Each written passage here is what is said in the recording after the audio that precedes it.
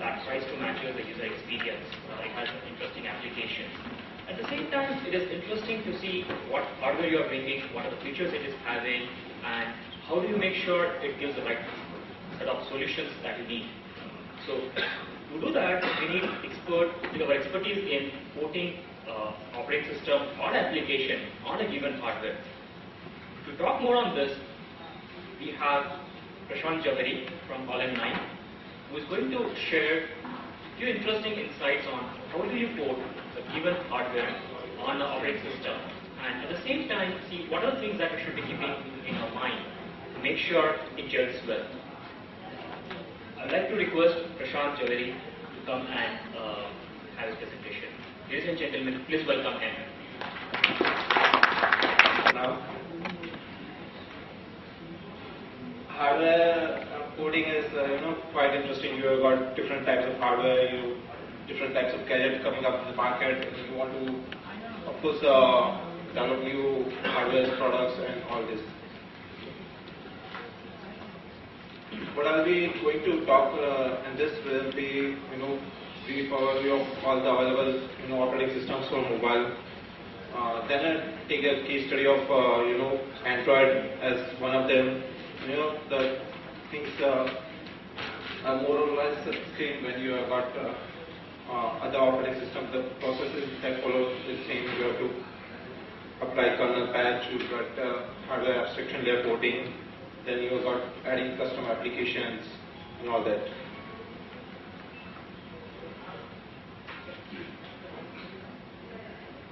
Now, there are quite a different of operating systems available in the market. There are different types of gadgets, and you say, okay, now I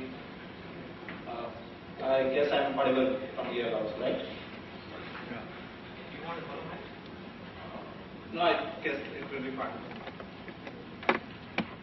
Now I want to develop a new mobile, I launch a new killer mobile in the product, and let's start with what are the best selling mobiles, and I'll get the next one with the rest.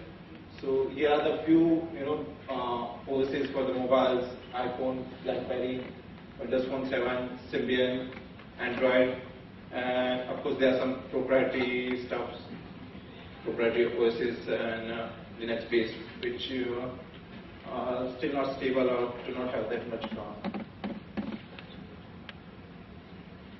Now you say, okay, I want iPhone and BlackBerry are best selling, I'll just go down there, get a new device with iPhone OS, BlackBerry OS. That's not going to work, They are strictly for Apple. Apple will kick you out, say, I'm not giving it to anyone.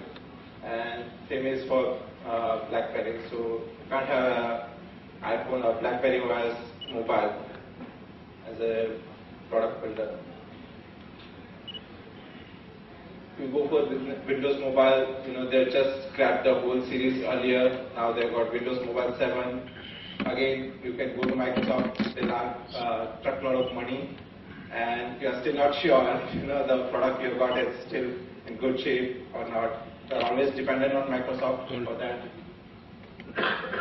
So it's cool, maybe it will work out, but it will be a costly proposition for you if you are building your next mobile. Then we got again a Symbian OS, which was proprietary. Now it's by Nokia. It's open source. You want to use it there, but again it's of last decade. There are not too many interactive UI in Symbian OSs. So as a mobile developer, when you want to launch a product, you are saying that how you can innovate and how you can differentiate your product from the others. So again, there's very little chance of that. Nokia has promised so much things. It's been open source. So you of course want to keep a watch on that. If the platform develops, and then you can jump onto it. Android, completely free. As you all know, development is done by Google. It's done by actually OHA. Google is one of the members of Open Handset Alliance, And the biggest thing that gives you is freedom to innovate. As a developer, as a product builder, as a platform guy, it gives the freedom to innovate and try out different things. You can change the kernel, you can change the platform framework, you can install new types of applications which are not supported by the platform inherently. So there are many things that you can try. So I'll just try to see the porting things that go for Android. Also processes similarly followed for the different OSs. First of all, we'll share the Android architecture with you. This is the Android software stack here.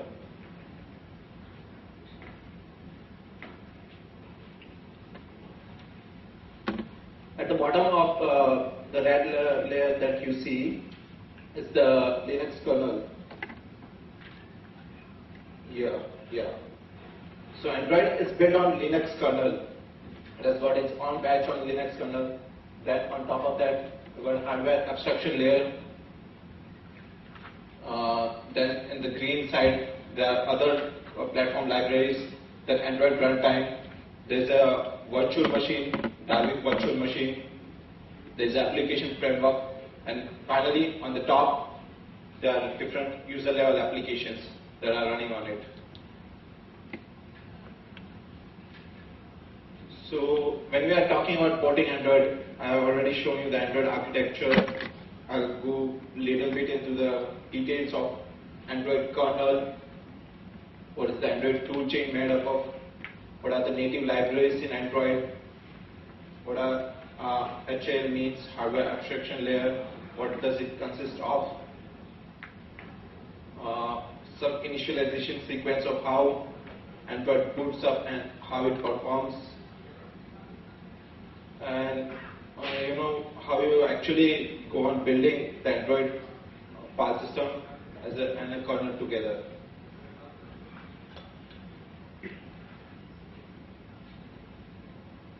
Android relies on a Linux kernel.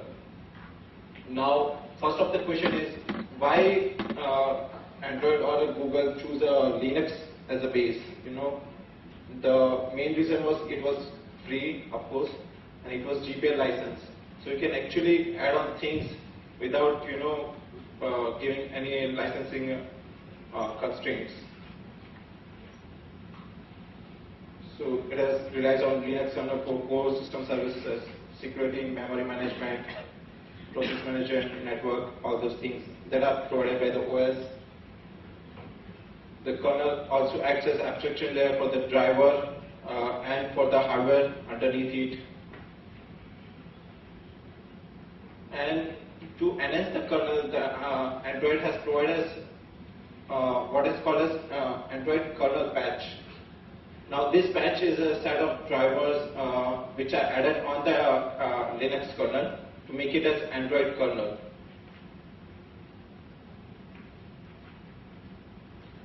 Again, while Linux, Android did an open source kernel and Linux was the best around that. It has got very good base, good memory and process management, very good strong driver support. You name anything, USB or anything, and it has got a driver for that. It supports a shared library. Now it's very important that there are many library supports that you can have, so that you can build on that product.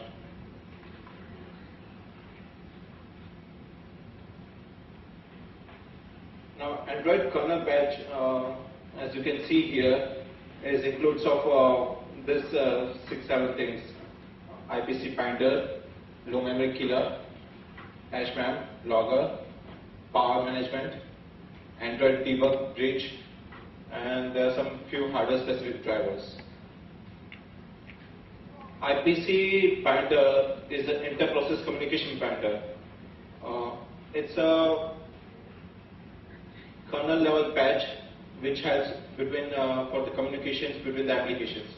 What Android has done is for two applications to communicate each other, they directly enable it to the kernel level. So RPC